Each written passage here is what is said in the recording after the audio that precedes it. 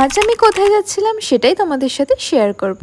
Hello everyone, welcome to my another mini vlog.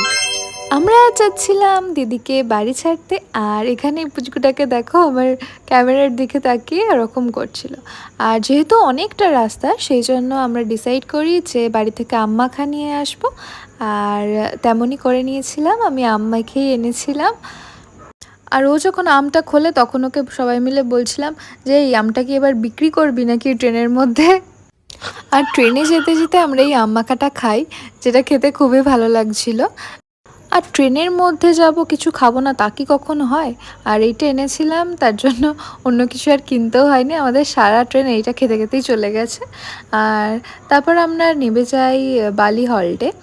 আর এখান থেকে আমাদের বাস করার ছিল, দেন আমরা বাসে করে যাই। আর এখানে আমি আকাশটা ক্যাপচার করেছি, কারণ তো জানোই যে আমি প্রত্যেক ভিডিওতেই তোমাদের সাথে আকাশের কিছু ক্লিপ শেয়ার করি।